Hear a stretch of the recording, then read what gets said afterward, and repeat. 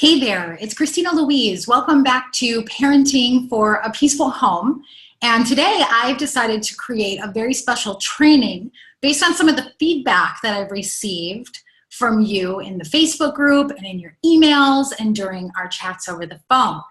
So today we're going to talk about what to do when you don't know what else to do. When you've tried bargaining and negotiating and pleading and yelling and being soft and literally nothing is working. The chores aren't done, the kid's not going to school, they're still acting out, you're not getting your needs met, you're stressed out, overwhelmed, and frustrated, and you've literally had it up to here. I hear you, and I am here to help you with that.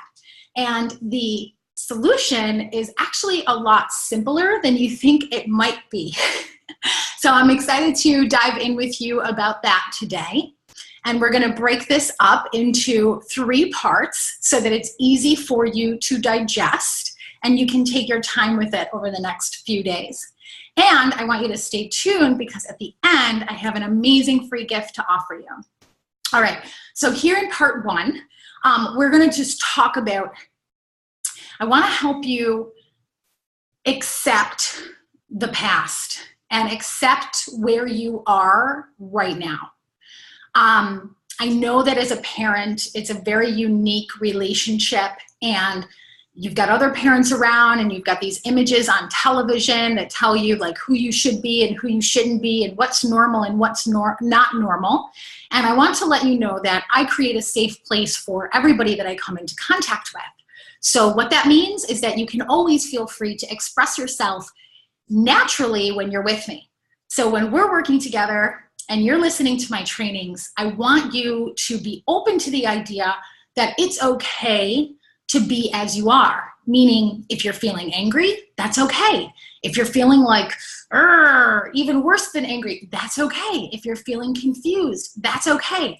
We have to start exactly where you are in order to get you to where you want to be, right? So if we're on a map and we want to get to California, there's really no right or wrong way to get to California, right? It all depends on where you are right now. So for instance, if you're in China, I think you would go east. And if you're in New York, you would go west, right? So remember that there is no chalkboard in the sky that says this is the right way.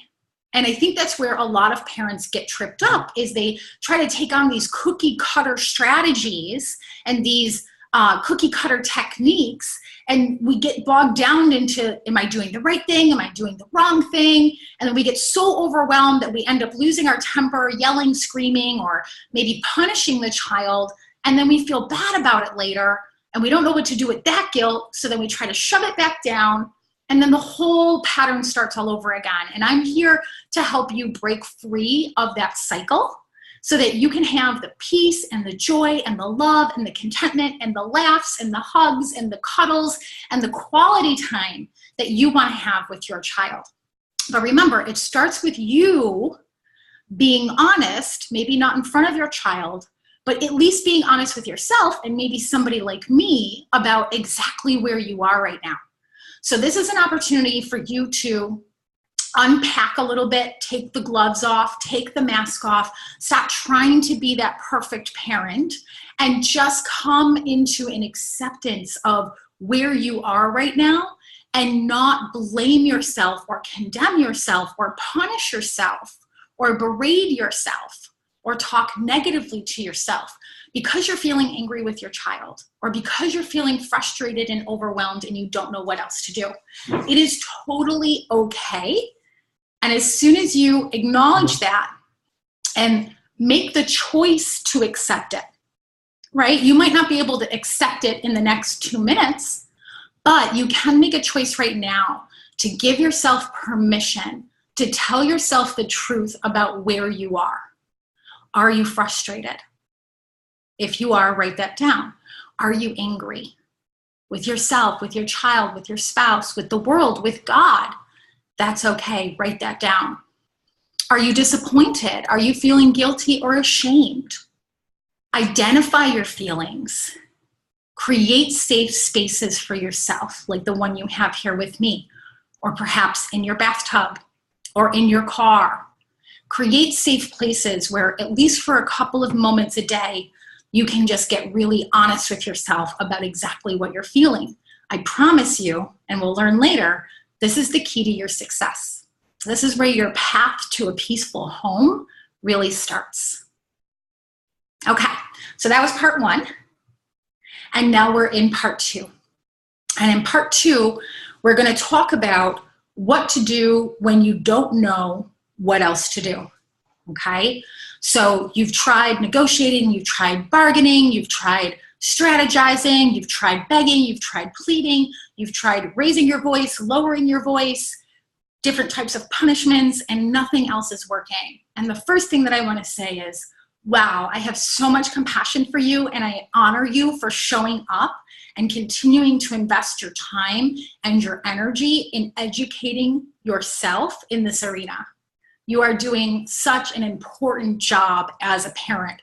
No matter what mistakes you think you've made, you have done the world a huge service. You've done your child a huge service, and it's good enough.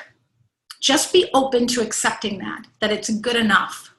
That right now, mistakes and all, flaws and all, you have done your best with the information that you had in every single moment. You did your best. And if there's any guilt or any shame coming up, I'm here to help you process and release that so you can come back into a feeling of security and peace with yourself. And this way you can parent your child in that way too. So a lot of parents ask me, what do I do? I don't know what to do. And today I'm going to enlighten you to the idea that that might not be the best next question for you, okay? Because life, let's take a step back here and just explore this for a moment.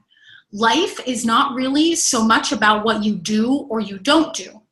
It's even more about the energy in which you take every action with. So when somebody comes and says that they love you or thank you, is it the person speaking the words, or is it the tone in their voice or the eye contact, or just that feeling you get when you hear the words from that specific person that makes all the difference? There's a specific mom coming to my mind right now that I started working with a few months ago, and she said, I just wish my kids would appreciate me. And I said, do your kids never say thank you? And she said, yeah, they do, but it's, thanks, or it doesn't feel meaningful to me. Okay, so is it that you want your kids to say thank you, or you actually want to feel their gratitude? See, it's the feeling behind the words. It's the energy or the feeling behind your actions that create the results that you're seeing in your life.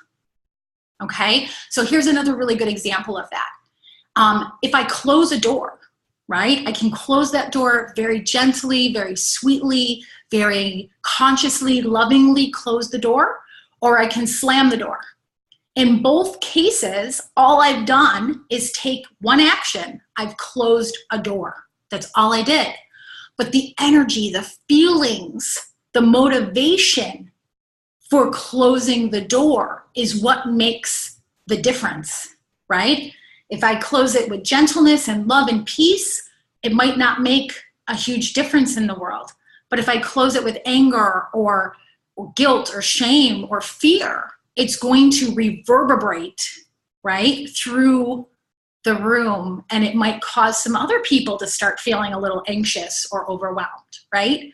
So I want to help you explore the next best question for you to be asking. So if you're overwhelmed with your child, if your child is not producing the type of if your relationship with your child is not producing the type of results that you want, if they're not cleaning up, if they're not listening to you, if you feel like there's a lack of respect there, and you're trying to change your actions without addressing the energy or the feelings that you have inside your body, you're never going to get the results that you're seeking. Okay, so there's nothing wrong with you, and there's nothing wrong with your child. But the world has, not but, and the world has kind of taught you backwards, all right? When we were growing up, we were taught that our feelings, a lot of us were taught that our feelings don't matter, right? We were told to be a big girl or be a big boy and don't cry and get over it and shove it down. And that's just the way life is. And so we learned to perform to receive approval from our authority members, and we learned to negate the way that we feel inside. And you're not a human. A lot of you have heard this before. You're not a human doing. You're a human being. And how you be, how you feel, moment to moment throughout your day, fuels your actions. So if you take away your child's toy in anger, chances are eventually you're going to start to feel guilty because you know you don't want to be angry. You know you don't want to punish your child. You know your child somewhere deep down is doing the best that he or she can in that moment, and you're empathetic. So I hear that from a lot from parents. I take away the phone or I take away the toy and then I feel guilty. So now you got two problems, right? The kid's misbehaving. You don't know what to do. Now you've taken away the toy and you want to give it back, but you can't because you already, now you lose the power in the situation. I totally understand how you feel, and I'm here to give you the way out. But the way out starts with you taking your attention temporarily off of the outside circumstances and start to put it on you. Because frankly, if you're watching this video, you're the most responsible, conscious person in your family. You're probably a mom. You're probably doing it all. And as that feminine figurehead in your family, the feminine is the feeling energy. The feminine is the receptive, intuitive, feeling part of life. It's the masculine that drives and takes action. But remember, it's the energy that we infuse into our actions that make all the difference, right? So in my opinion, no offense to you men watching, but the women or the more feminine partner in your relationship is really the leader. And that's why we say happy wife, happy life.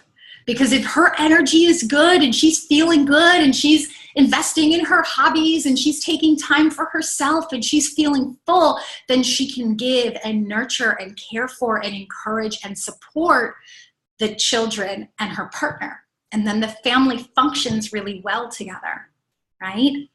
So I know that the world has taught us the opposite of all of this, but look at the world's results. We see kids killing each other. We see school shootings. We see war all over the place, disease, people dying of poverty. And it's crazy out there. And I feel like it's because people are doing things out of order. Okay, so taking action, I'm all for it. Like, you've got to take action with your children and in your life and in your job and in your relationships. But I'm here to open your mind up to the idea that your energy or your feeling is what fuels your action. And so your feeling plus your action equals your results. So you might be doing all the right things and saying all the right things to your kid, but if you're not making that connection, if they're not listening, valuing, and respecting you, it's time to check your energy. And for most of us growing up, we shoved a lot of energy, toxic energy like guilt and shame and anger and fear. We shoved it down, and we had to shove it down in order to survive and get the approval and the attention and the respect from our authority figures. And now as an adult, your kid is going to reflect back to you all of those unmet needs. So if you didn't feel respected, heard, and valued growing up, your kid might reflect back to you your unmet need for being heard and respected and valued. And here's your way out of that cycle. You start listening to yourself. You start making time to show up to a training like this or a free call with me and actually start to unpack some of these feelings and get them out of your system. Because your natural state, how you were born, look at how your children were born.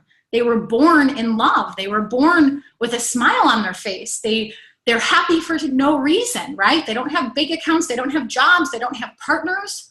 They don't come out knowing that anybody's going to love them.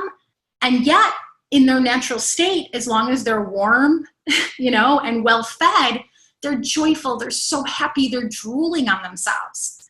And I'm here to tell you today that that's who you are too.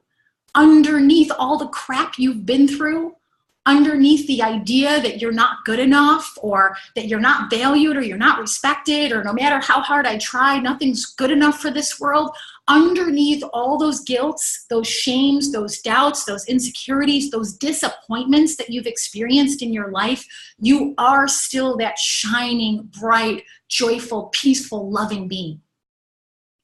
And I'm here to help you do the inner work to help you uncover who you really are so that moment to moment throughout your parenting experience, you know how to digest and process your own emotions, get your needs met in healthy ways so that even if your kid is throwing a temper tantrum, you can still feel centered and grounded and know the perfect thing to say at the perfect time to make that authentic connection with your child and enjoy the fruitful, expansive, growing, peaceful, content relationship that you intend to have with your child.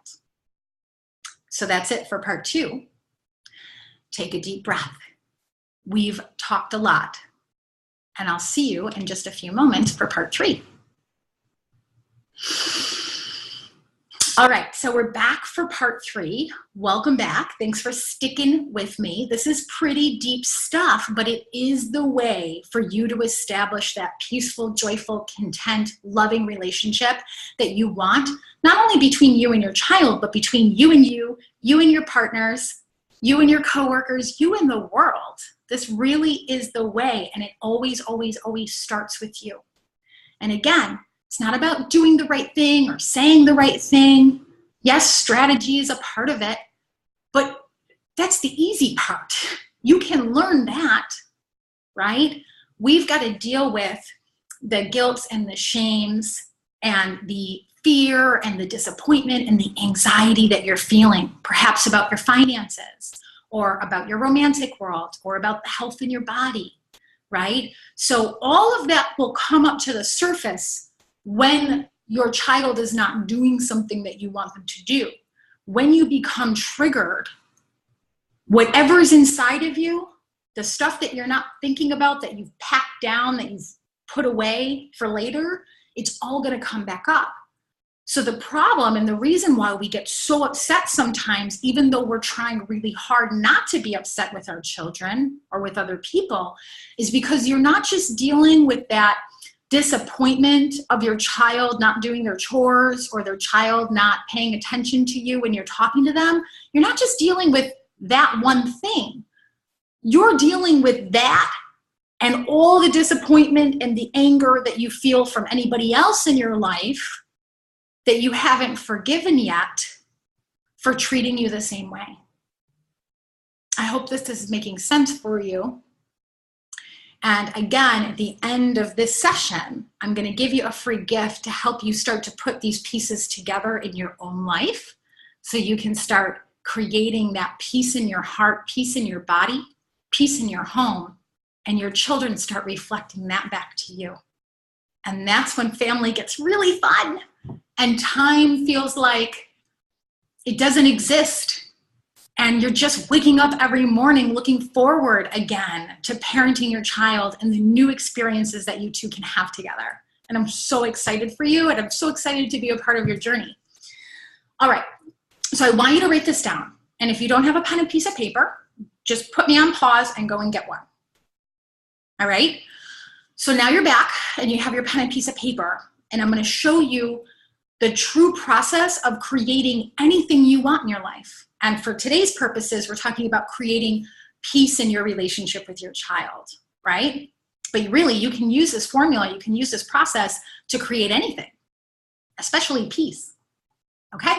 So the true process of creation is be, B-E, do, D-O, have, H-A-V-E. And like I said in session 2, the world taught us out of order, right? The world taught us once you have your child doing what you say, then you can do your taxes and you'll have more money, right? Once you have it, then you can do it, then you can be. Doesn't ever work that way. Promise you, I've tried it myself, and you have too. They also tell us do the right thing, say the right thing, you know, and then you'll have your child listening to you, and then you'll be able to relax. Then you'll be able to be happy. Then you'll be able to have freedom in your life. Everything, like in chemistry or cooking or gardening or even cleaning your home, has to be in a proper order, right? So if you want to clean your living room and you've got a ceiling fan in there, you got to clean the ceiling fan first before you clean the floor, right? Otherwise you're doing the same job twice. Does that make sense? So does it make sense to you now that things need to be put, you can have the proper ingredients to any recipe, but if you don't put them in the proper order, your cake's not going to come out the way you want it to, all right?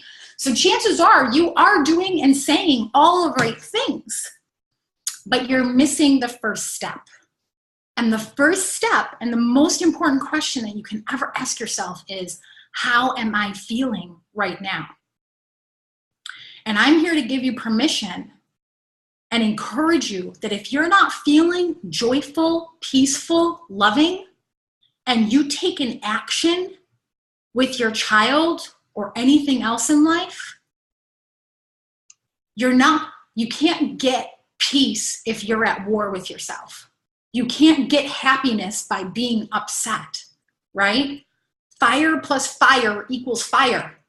So if your kid's on fire and they're overwhelmed and they're frustrated and they're pissed off and they're being resistant, and that triggers your anger and your disappointment and your guilt or your fear, what's going to happen?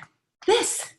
And it's not that you're doing anything wrong. It's not that they're doing anything wrong. You're missing the proper order. So write it down, proper order, and we're going to give it a try. And we're going to see how your results change. And I can't wait for you to see, because you're going to love it. So the proper order here is be first. How are we being? Okay, write this down. Being is how you're feeling. It's your energy level. It's your feeling. All right, it's your feminine energy. Everybody has both feminine and masculine energy within them. We're feeling, thinking, doing beings. All right, so what we want is a really good balance. And the feminine always feeds into the masculine action. All right, if you have any questions about this, just let me know. And you're gonna like the free gift that I have, because you'll be able to ask all the questions that you want. So just hang in there. The being is the feeling, it's the feminine.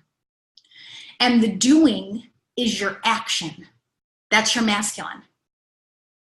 So the being plus the doing equals what you're having. Are you having peace? It depends on how you started. If you start with peace, joy, and love, if you start with a neutral energy and you take an action, you say something or you do something with your child from that place, your results are going to change.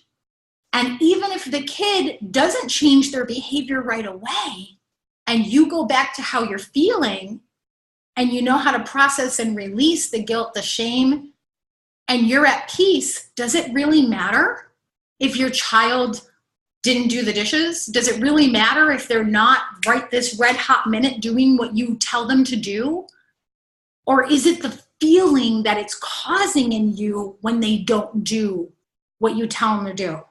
So I'm being reminded of a mom that I talked to the other day. She said, my kid, I ask her all the time to wash the dishes and turn the lights out.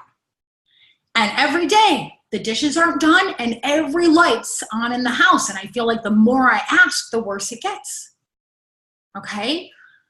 Is it that the lights are on that's really your big problem? Or is it the fear that you're not going to have enough money to take care of yourself and your kids, perhaps? Or is it that you're not feeling respected or valued or loved or appreciated, and that makes you feel angry and upset and worthless? It's really never the outer circumstances that are causing our pain. Now, granted, if somebody's punching you in the head, yes, somebody's causing you pain, all right? But short of that or being chased by a saber-toothed tiger, right? Dishes in the sink do not have any power over you. It's what those dishes in the sink represent to you. And only you get to decide what those dishes in the sink mean to you. So a really good question I would like you to write down, and I would really like to see you put it up on your wall as a reminder for yourself and your children, because once we teach you how to process and release your icky emotions, you're going to be able to teach your children how to process and release their icky emotions. And now this becomes this. And it's so beautiful, the bonds and the intimacy and the love that can flow between two human beings that aren't all bogged down by their emotions. It's the parenting experience. It's the reason you had kids. It's the reason that you had kids, and you just got a little misinformation from the world. And I'm here to help you correct that and to be open to it and to just experiment with me today, okay? So the one thing I would really like for you to have on your wall as a reminder for yourself is this question: what am I making this mean? So if your kid left dishes in the sink and you told them to pick it up, but they refused to pick it up, what are you making it mean? Examples could be, I'm making it mean that they don't love me. I'm making it mean that they don't respect me. I'm making it mean that I didn't do a good enough job communicating. Or you could be making it mean that there's something wrong with your kid. I'm going to give you the cheat sheet, okay? And we can play around with this. And you can experiment and challenge me about anything that I'm saying to you right now. Trust me, I did myself the first few years when I received this information too. But I've experimented with it for so long in so many different types of scenarios, and my clients all over the world have been using it for years and experimenting with it. And we all know this to be true. When a human being becomes upset about anything, it's always for one of three reasons. And I just want you to be open to this. You're either making that thing that's upsetting you mean that you're not loved, that you're not wanted, or that you're not good enough. Or that the other person isn't loved, wanted, or good enough, if there's another person involved. So let's put this into an example so that it's easier. So I met a woman once who said, this doesn't make sense to me. I'm upset because my partner left me, and that's why I'm upset. And I said to her very gently, because I have so much compassion and empathy, okay? Is it the fact that somebody was in your life today is it that somebody came into your life and left your life that's really upsetting you?